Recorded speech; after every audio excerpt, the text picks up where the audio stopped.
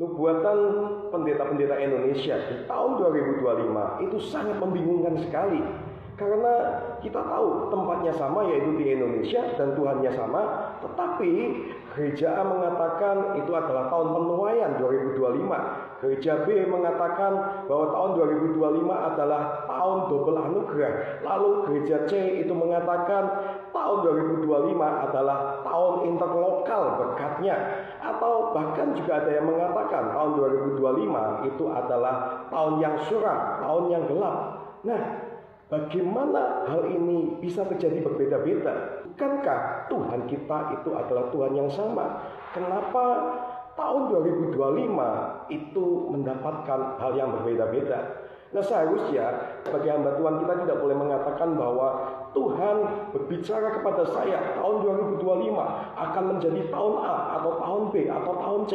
Tetapi kita harusnya mengatakan bahwa tahun 2025 gereja saya akan bertema dengan tema A, dan semoga kita bisa menjadikan tema A ini dilakukan oleh gereja saya. Jadi bukan berbicara, Tuhan berbicara tahun 2025 akan terjadi A, B, C, dan D. Karena itu akan membingungkan jemaat-jemaat Tuhan di Indonesia.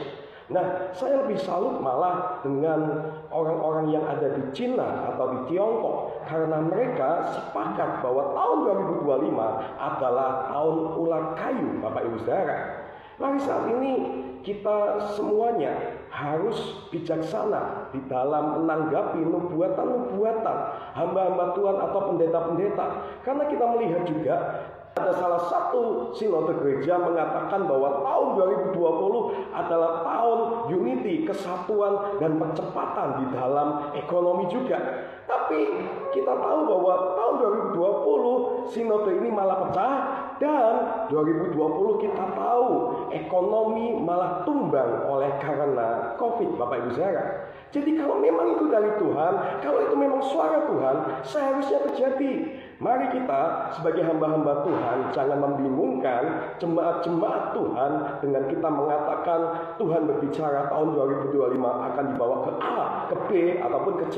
Tapi mari kita sama-sama katakan saja bahwa tahun 2025 gereja saya bertema A atau bertema B atau bertema C, Bapak Ibu Saudara. Dan kalau kita mau sepakat, seharusnya kita satu Tuhan, harusnya sepakat tahun 2025 Tuhan akan bawa kemana, bukan berbeda-beda.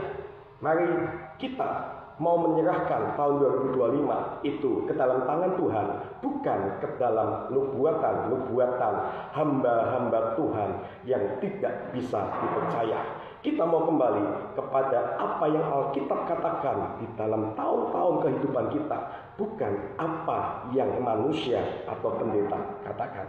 Terima kasih, Tuhan Yesus memberkati.